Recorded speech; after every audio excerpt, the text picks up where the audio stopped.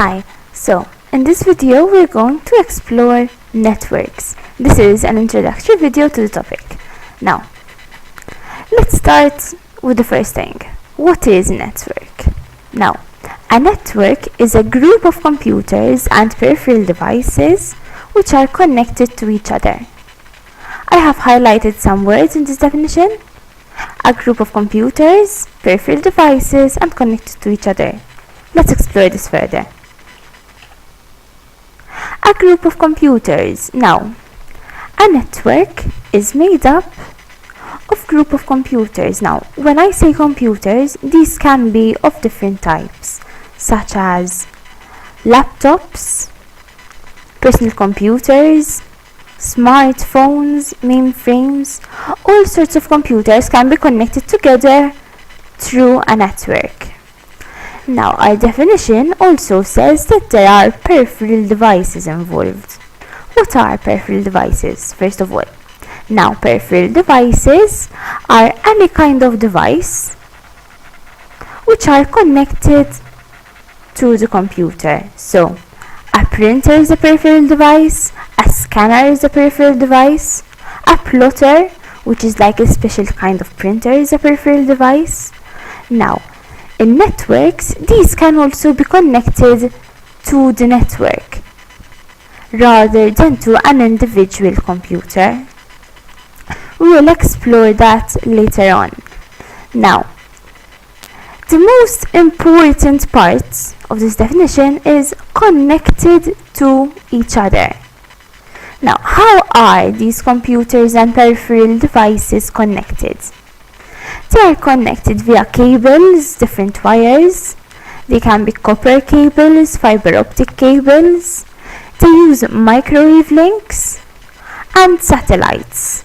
There are special communication satellites orbiting the world which help us to connect different networks, obviously on a larger scale.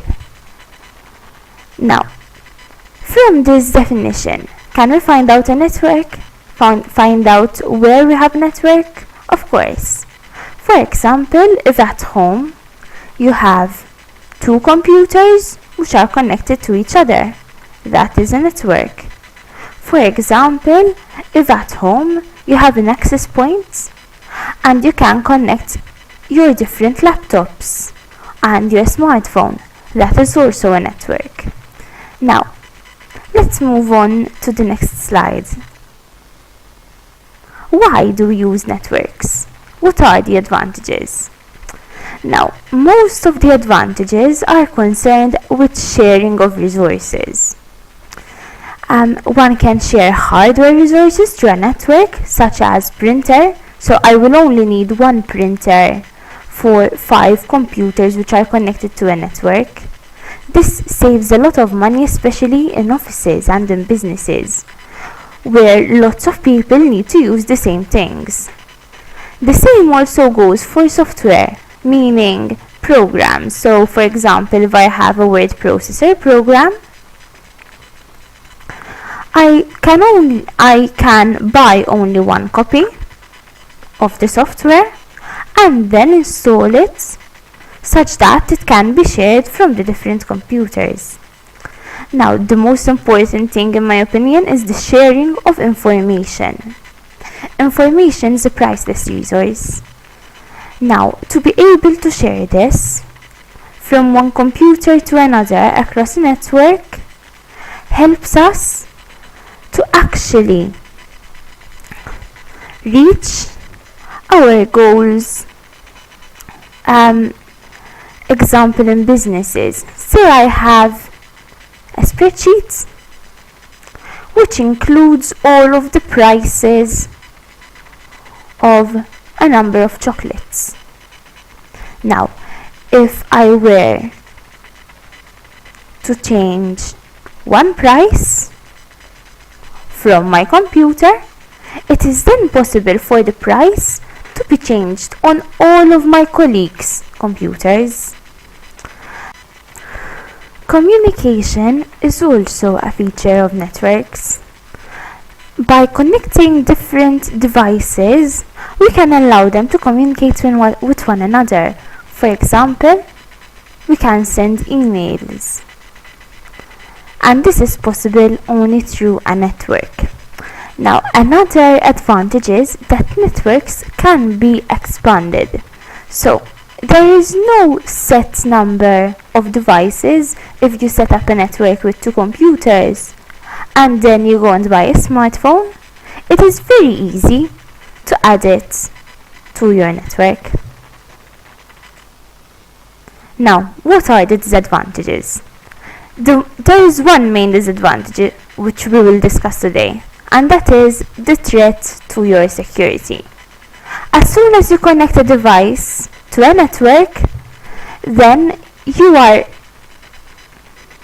making it less secure.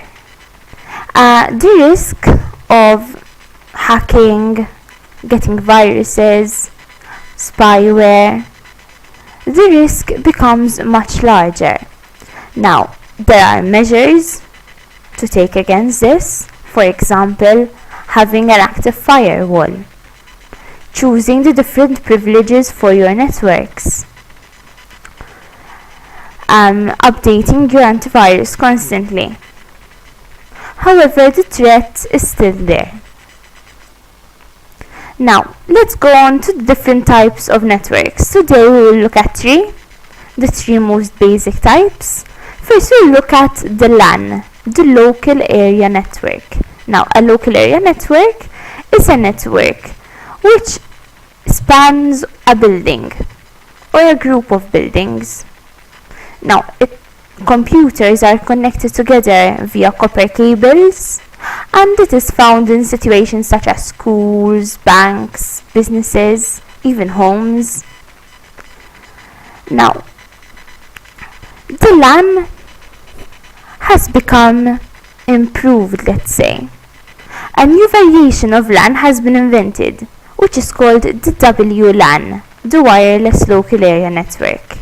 Now, this is a variation of the LAN, which instead of using copper cables, the computers are connected using high frequency radio signals, such as Wi-Fi.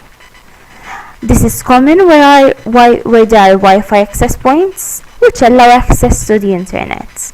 Now, this is also found in homes and public places, such as parks, offices, coffee shops, some restaurants, libraries. Now, let's go to our final type of network, the WAN. The WAN is a wide area network. Now, this spans all over a much larger area.